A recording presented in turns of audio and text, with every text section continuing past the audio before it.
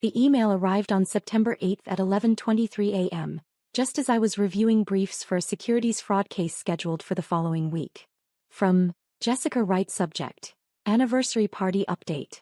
Amanda, I need to talk to you about the anniversary party on October 15th. Michael and I have been discussing the guest list, and we think it would be better if you didn't attend. His business partners are coming along with several board members from TechVantage. These are extremely important relationships for his career. You work for the government in some legal capacity, which is fine, but it's just not the same level as what Michael does. I don't want any awkward conversations about career disparities. You understand, right? We'll do lunch soon, just us. Love you. I read it twice, then set my phone down on the mahogany desk in my chambers at the United States District Court for the Northern District of California. Through my window I could see the San Francisco skyline, the Bay Bridge stretching across the water. My sister Jessica, 3 years younger than me, had married Michael Chin 2 years ago. He was the CEO of TechVantage Solutions, a mid-sized software company that had recently gone public. The IPO had made Michael wealthy, not billionaire wealthy, but comfortable enough that Jessica had quit her marketing job and now spent her days planning charity galas and redecorating their house in Pacific Heights. I hadn't told Jessica that I was a federal judge. Not deliberately hiding it. I'd mentioned it when I was appointed 4 years ago. She'd said, "Oh, a judge? Like traffic court?" I'd said, "Federal court," and she'd nodded vaguely and changed the subject to her new boyfriend. My family had never quite understood what I did. Law school at Stanford, clerking for a Ninth Circuit judge, 8 years as an assistant U.S. attorney, appointment to the federal bench at 36. To them it was just government work. Nothing as impressive as Jessica's husband running a company. My law clerk, David, knocked and entered with a stack of new filings. "Judge Wright, we just received the case assignments for next month. You're getting the big TechVantage patent case." I looked up. TechVantage? Yeah, the software company. They're being sued by Neural Dynamics for patent infringement. $340 million in damages claimed. It's going to be huge, lots of media attention, complex technical issues. He set the file on my desk. The CEO is personally named as a defendant along with the company. Michael Chin. Says here he was directly involved in the development decisions that allegedly infringed the patents. My stomach dropped. Michael Chin. You know him. He's married to my sister. David's eyes widened. Oh, that's... Do you need to recuse yourself? I opened the file, scanning the case details. TechVantage Solutions had allegedly copied proprietary algorithms from a competitor, Neural Dynamics, and incorporated them into their flagship product. The plaintiff was seeking $340 million in damages plus injunctive relief that could shut down TechVantage's main revenue stream. Michael was named personally because he'd allegedly directed his engineers to study Neural Dynamics code after a failed merger negotiation. If the plaintiff could prove willful infringement, damages could triple. "I'll review the recusal standards," I said. "But being related by marriage to a defendant doesn't automatically require recusal if I can be impartial." "And I can be. Are you sure? This is going to be a high-profile case." "I'm sure." I closed the file. "Schedule a chambers conference for next week. I want both legal teams here to discuss the trial timeline." After David left, I sat with the file thinking about Jessica's email. "You work for the government in some legal capacity." I was a United States District Court judge. I had lifetime tenure. I presided over cases involving billions of dollars, constitutional questions, and matters of national importance. Last year I'd handled a class action against a pharmaceutical company, an antitrust case against a major tech firm, and a complex securities fraud prosecution. And my sister thought I worked some government job. I picked up my phone and typed a response to Jessica's email. I understand. Enjoy your party." I didn't tell her about the case. She'd find out soon enough. The next 3 weeks were consumed with other trials and motions. I sentenced a defendant in a white-collar crime case, ruled on summary judgment motions in 2 civil cases, and presided over jury selection in a trademark dispute. On September 29th, the TechVantage legal teams arrived for the Chambers conference. I'd reviewed all the pleadings. The case was solid on both sides. Good arguments about patent validity, claim construction, and whether TechVantage's code actually infringed. It would go to trial. No settlement was likely given the stakes involved. The plaintiff's team arrived first. 3 lawyers from Morrison & Hewitt, one of San Francisco's elite litigation firms. Then TechVantage's defense team from Caldwell Roberts, equally prestigious. And Michael Chin. He walked into my chambers in an expensive suit, looking every inch the successful CEO. Confident, polished, used to being the most important person in the room. He didn't recognize me at first. Why would he? He'd met me exactly 4 times. At his and Jessica's engagement party, the wedding, and 2 family dinners. At all 4 events he'd been polite but distant, clearly more interested in networking with my parents' friends than talking to his wife's sister who worked some government job. I sat behind my desk in my robes. Good morning, counsel. Mr. Chin. Please sit. Michael's lead attorney, Gerald Caldwell, spoke first. Your Honor, thank you for making time. We wanted to discuss the trial schedule and potential motions in limine. He stopped because Michael had made a small, strangled sound.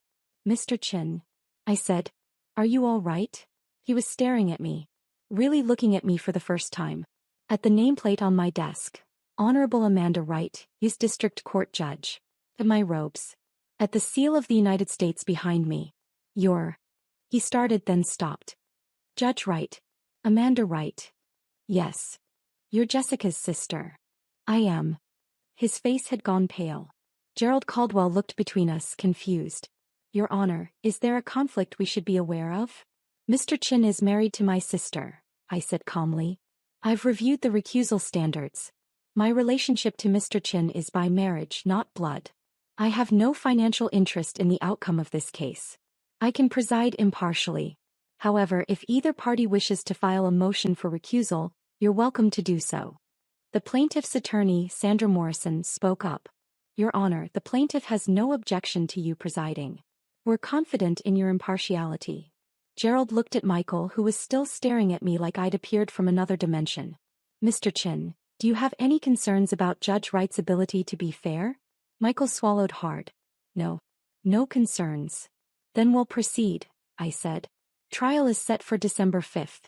That gives you 2 months for final discovery and motion practice. I want all pretrial motions filed by November 1st.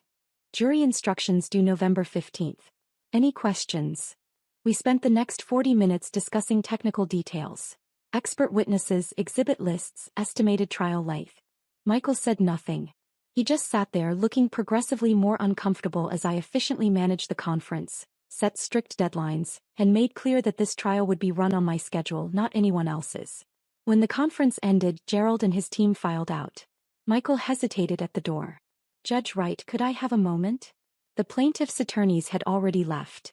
I nodded to David, who closed the door, leaving Michael and me alone. I didn't know, Michael said. Jessica never told me you were a federal judge. Did you ever ask what I did? He opened his mouth, then closed it. I assumed you were a lawyer. Government attorney or something. I was an assistant U.S. attorney for 8 years. Then I was appointed to the federal bench. Jessica said you worked for the government. She made it sound like. He trailed off. Like it wasn't important? I finished. Like it wasn't at the same level as running a tech company.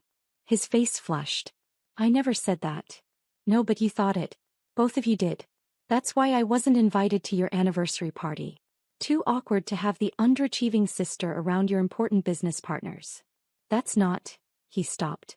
Look, I'm sorry about the party. Jessica said you'd be uncomfortable with the corporate crowd. I went along with it because I didn't think it mattered that much. It didn't matter, I agreed. And this case won't matter either in terms of our personal relationship. In this courtroom, you're a defendant in a $340 million patent infringement case. I'm the judge who will ensure you get a fair trial. That's all. He stood there wrestling with something. Finally, can you really be impartial? Jessica's your sister. Mr. Chin, I've presided over cases involving companies where I own stock. I just recuse myself from those specific cases. I've handled cases involving lawyers I went to law school with. I've sentenced defendants whose families I felt sympathy for. Being impartial doesn't mean having no human connections. It means putting aside those connections to apply the law fairly. I leaned forward slightly. And I promise you I am very good at my job. He left without another word. That evening my phone rang. Amanda, what the hell? Hello to you too. Michael just told me you're the judge on his case. His huge company-destroying case. Why didn't you tell me? When would I have told you? Before or after you uninvited me from your anniversary party? Silence. Then, that's not fair. Isn't it? You made it very clear that my government job wasn't impressive enough to be around Michael's business associates. Now you're upset that my government job involves presiding over his case. You're a federal judge. You never said you were a federal judge. Jessica, I told you when I was appointed 4 years ago. You asked if it was like traffic court. I said federal court. You said, that's nice, and asked if I was dating anyone. More silence. You never talk about work, she said finally. You never make it sound important. Because every time I try you change the subject. When I told you about the pharmaceutical class action I handled, you interrupted to talk about your kitchen renovation. When I mentioned testifying before Congress about sentencing reform, you asked if I'd met any celebrities. I didn't know it was that big a deal. It's not about it being a big deal. It's about you never being interested enough to find out what I actually do. I sighed. Look, the case will be handled fairly. Michael will get the same trial anyone would get in my courtroom. Nothing more, nothing less. Can't you just, I don't know, recuse yourself? Get a different judge. I could, but I won't. There's no legal basis for recusal, and I'm not going to step aside from a case I'm assigned just because it's awkward for you. This could destroy Michael's company. Do you understand that? If he loses, TechVantage could go bankrupt. We could lose everything. Then his lawyers should build a strong defense. That's how the legal system works. You're enjoying this, she said bitterly. You're enjoying having power over us. That stung. I'm not enjoying anything. I'm doing my job. If you can't understand the difference, that's your problem, not mine. She hung up. I sat in my apartment looking out at the city lights, wondering if I should have recused myself. Not because I couldn't be impartial, I knew I could, but because it was going to destroy what little relationship I had left with my sister. But then I thought about the law, about justice, about the oath I'd taken to administer the law fairly without favor or prejudice, about the hundreds of defendants and plaintiffs who appeared in my courtroom trusting that they'd be treated fairly regardless of their connections or lack thereof. I couldn't recuse myself just to make my family comfortable. That would be its own form of bias. The next 6 weeks were a whirlwind of pretrial motions. TechVantage filed a motion to dismiss, arguing the patents were invalid. I denied it. That was a question for the jury. The plaintiff filed motions in limine to exclude certain expert testimony. I granted 2, denied 3. Every filing, every motion, every order I issued was scrutinized. The tech press covered the case extensively. Legal blogs analyzed my rulings looking for any hint of bias. They found none. I was scrupulously fair, applying the law as I would in any case. Michael appeared at several hearings, always professional, never acknowledging our personal connection in front of others. But I could see the stress on him. This case was existential for TechVantage. If the jury found willful infringement, treble damages could reach over $1 billion. The company would fold. Jessica stopped speaking to me entirely. She'd blocked my number. Our parents called, confused, asking what was happening. I explained the situation. Dad took my side. You have to do your job, honey. Mom took Jessica's. Can't you just give the case to someone else? For family harmony. There was no family harmony to preserve. There never had been, really. Just the illusion that we were close because we shared DNA and holiday dinners. On November 20th, 2 weeks before trial, Gerald Caldwell requested an emergency chambers conference. Both legal teams crowded into my office. Your Honor, Gerald said, the plaintiff has made a settlement offer. $175 million plus a licensing agreement. My client is considering it, but the board wants certainty about the trial timeline and potential outcomes before making a decision. Sandra Morrison nodded. We're willing to settle to avoid the uncertainty of trial. But if Mr. Chin rejects this offer and loses at trial, we'll be seeking maximum damages including willful infringement. I looked at Michael. He sat rigid, his jaw tight. This was the moment.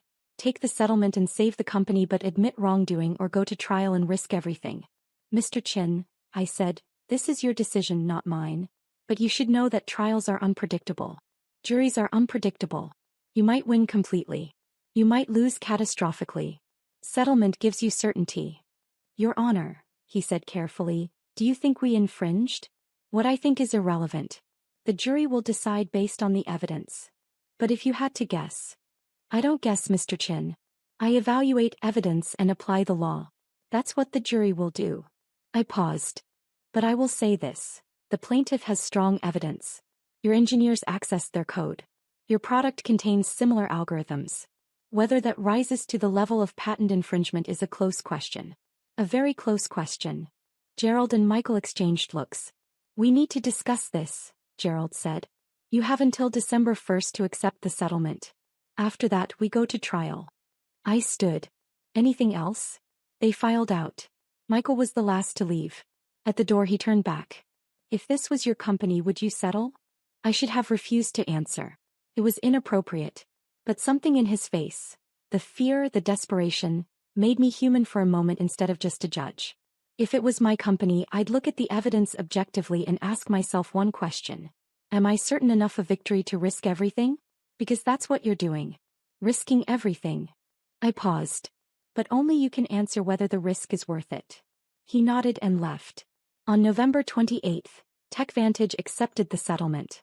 $175 million plus a licensing agreement that would cost them another $20 million over 5 years. It would hurt the company's finances, require layoffs, and tank the stock price. But it would survive. The settlement required court approval. I held a hearing on December 1st to review the terms and ensure they were fair and reasonable. Michael appeared with his legal team. He looked exhausted, dark circles under his eyes, his suit hanging a bit looser than it had 2 months ago. I reviewed the settlement agreement line by line. It was fair. Both sides were making significant concessions. The plaintiff was giving up the possibility of treble damages. TechVantage was admitting no wrongdoing but paying substantial money. Mr. Chin, I said, do you enter into this settlement freely and voluntarily, understanding all its terms? Yes, Your Honor. Do you understand that by settling, you're waiving your right to have a jury determine the facts of this case? I understand. Very well. The settlement is approved. I sign the order. This case is dismissed with prejudice. We're adjourned. The lawyers packed up their files. Michael stood slowly looking at me. Thank you, Your Honor, he said quietly. I didn't do anything except approve a fair settlement. You and the plaintiff made the decision. Still, thank you. He left. I thought that would be the end of it. Case closed, family drama over, everyone moving on with their lives. Then on December 10th, Jessica showed up at the courthouse. She'd never visited me at work before.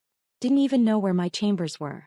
My assistant, Margaret, called me. Judge Wright, your sister is here. She says it's urgent. I had her sent up. Jessica looked different. Thinner. Tired. Her expensive clothes seemed like costumes she was wearing, not reflections of who she actually was. I'm sorry, she said as soon as she entered my chambers. I'm so sorry, Amanda. I gestured for her to sit. For what specifically? For not seeing you. For not understanding what you do. For thinking Michael's job was more important than yours. For everything. She twisted her hands together. The settlement is destroying us financially. Michael might lose his job. The board is talking about replacing him. And all I can think about is how I told you not to come to our anniversary party because your government job wasn't impressive enough. Jessica. Let me finish. Please. She took a shaky breath. I watched you in that courtroom. During the settlement hearing. You were so commanding. Confident. You knew every detail of the case, every legal standard, every precedent. Michael's lawyers, who charge $1,200 an hour, were deferring to your judgment. And I realized I had no idea who you were. My own sister, and I didn't know you. I said nothing, just waited. I called Mom after the settlement. I was angry. I said you could have helped us, could have ruled differently, could have done something. And she said, Jessica, your sister is one of the most respected federal judges in California. She can't compromise her integrity for anyone, even family. That's who she is. That's who she's always been. Jessica wiped her eyes. And I realized Mom knows you better than I do. Mom, who you barely talk to. She knows what you do, knows what you've accomplished, knows who you are. And I don't. You never asked, I said simply. I know. I was so wrapped up in my own life, in Michael's success, in being the wife of a CEO. I wanted to be important by association because I didn't think I was important on my own. And you were actually important, actually doing work that mattered, and I couldn't even see it. We sat in silence for a long moment. The settlement was the right decision, I said finally. If you'd gone to trial, you might have lost everything. This way TechVantage survives. Michael keeps his job, at least for now. You rebuild. I know. His lawyer said you gave him good advice. that asking him if he was certain enough to risk everything made him really think about the strength of his case. She looked at me. You helped him even after we excluded you, dismissed you, treated you like you didn't matter. I helped him because it was the right thing to do. And because despite everything he's your husband. I don't want to see you hurt. You should. I've been awful to you. You have, I agreed. But you're still my sister. Jessica started crying then. Not delicate tears but deep, wrenching sobs. I don't deserve forgiveness. I don't deserve you. Probably not, I said with a small smile. But you're getting both anyway. Eventually. Eventually. This doesn't get fixed overnight, Jessica. You've spent years not seeing me. I've spent years feeling invisible to my own family. We can rebuild, but it takes time. And work. Real work. I'll do it. Whatever it takes. She wiped her face. Can I start by asking about your work? Really asking, really listening. So I told her. About law school, about prosecuting white-collar criminals as an AUSA, about the cases that had challenged and changed me. About what it meant to be appointed to the federal bench at 36, one of the youngest judges in the district. About the responsibility of sitting in judgment, of holding people's fates in my hands, of trying to be fair in an imperfect system. She listened. Really listened. Asked questions. Wanted to understand. When I finished, she said, "You're kind of a badass." I laughed. I'm a federal judge. We're not supposed to be badasses. Well, you are. And I'm sorry I never knew it. Over the next 6 months, Jessica and I rebuilt our relationship. Fully. She came to my chambers once a month for lunch. She attended a public hearing where I presided over a high-profile environmental case, sitting in the gallery and watching me work. She read articles about my cases, asked thoughtful questions, tried to understand the legal reasoning. Michael struggled. The settlement had damaged TechVantage's reputation. The stock price plummeted. In March, the board forced him out as CEO. He took a position as COO at a smaller company, a significant step down. It was humbling for both of them.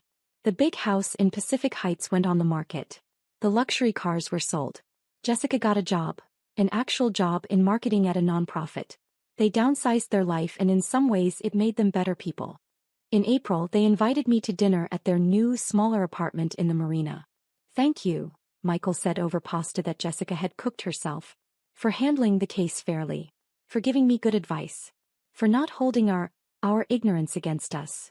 I was just doing my job. You were doing more than that. You were being a better person than we deserved. He set down his fork. I've thought a lot about what happened. About how I dismissed your career, how I never bothered to learn what you actually did. It was arrogant. And it was sexist. I wouldn't have made those assumptions about a brother-in-law who was a federal judge. But a sister-in-law? I just assumed it wasn't that important. Probably, I agreed. I'm working on it. Jessica's helping me see my blind spots. And there are a lot of them. Jessica reached for my hand across the table. We're both working on it. On being better. On seeing people clearly instead of making assumptions. That's all anyone can do, I said. We talked late into the night. About their new life, my current cases, the ones I could discuss. Their plans for the future. It felt different than before. Built on actual knowledge of each other rather than surface-level pleasantries. As I was leaving, Jessica hugged me tight. I'm proud of you, she whispered. I should have said that years ago. But I'm saying it now. I'm so proud of who you are and what you do.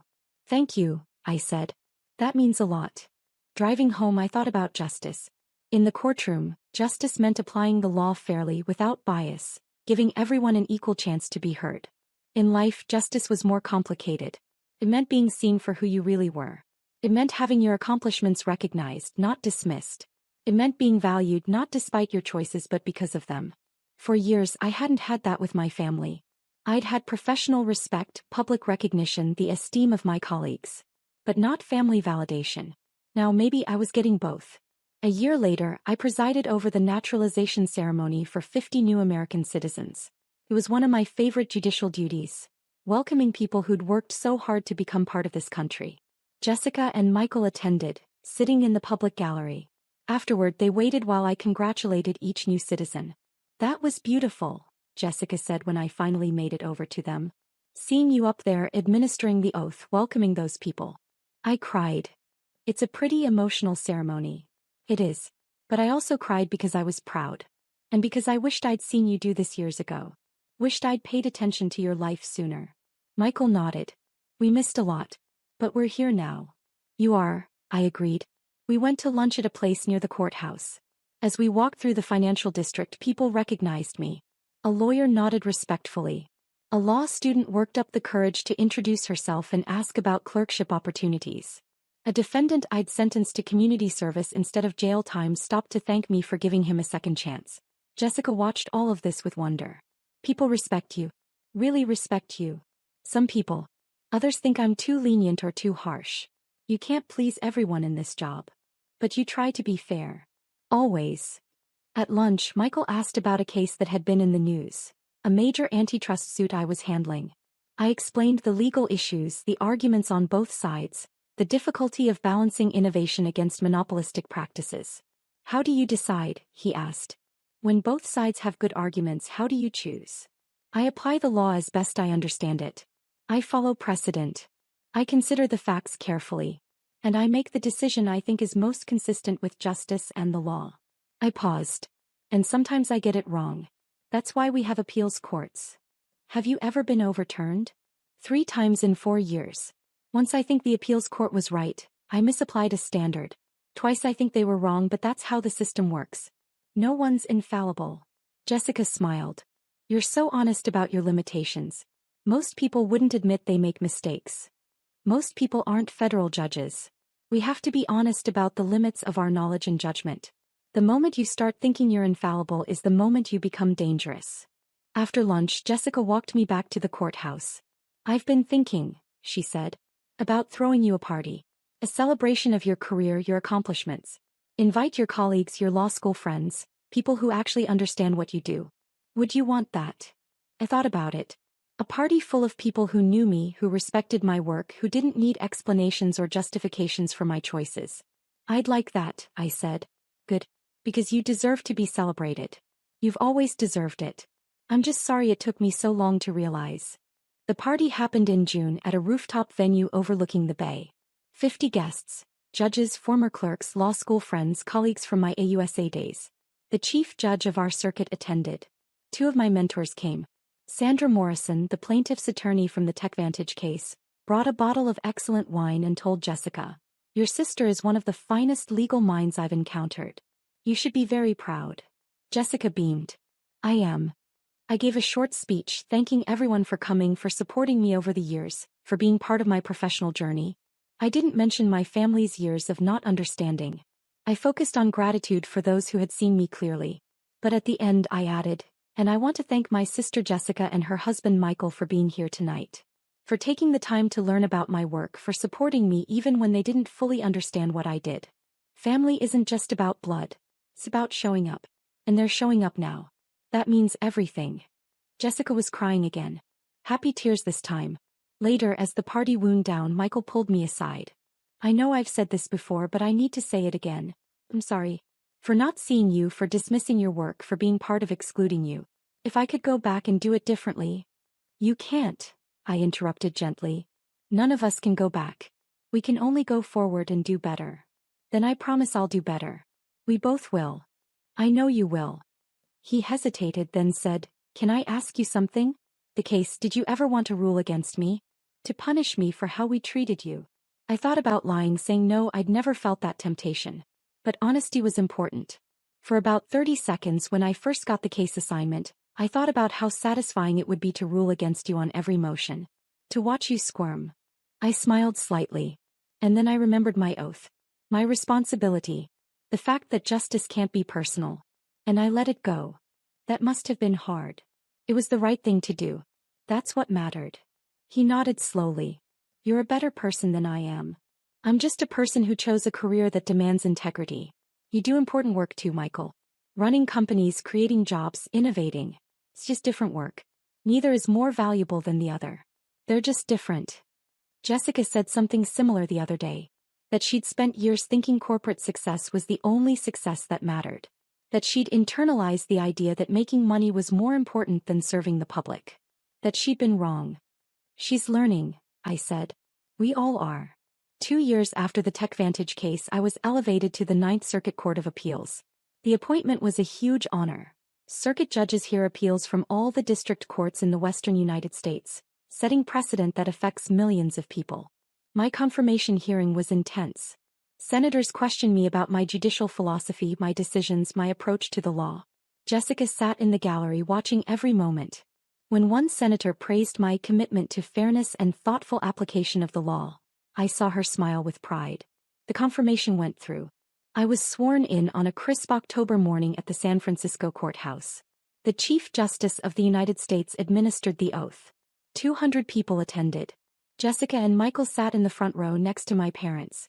Mom cried. Dad beamed. And Jessica looked at me with something I'd never seen before. Genuine understanding of who I was and what I'd accomplished.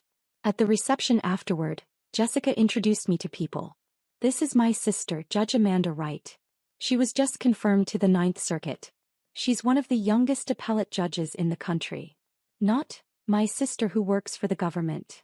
Not vague references to a legal career. Clear, proud statements of fact. That night at a small family dinner, Dad raised his glass. To Amanda. We always knew you were special. But I don't think we understood just how special until recently. You've achieved something remarkable. You've built a career based on integrity, intelligence, and fairness. We're proud of you. We should have told you that more often. You're telling me now, I said. That's what matters. Jessica stood. I want to say something too. Amanda, I spent years not seeing you. Not because you were invisible, but because I chose not to look. I was threatened by your success, intimidated by your intelligence, and too insecure to acknowledge that my little sister had accomplished more than I ever would. I'm sorry it took a $340 million lawsuit for me to finally pay attention. But I'm grateful that you gave me a second chance. That you're still my sister even after everything. I stood and hugged her. Always, I said. No matter what.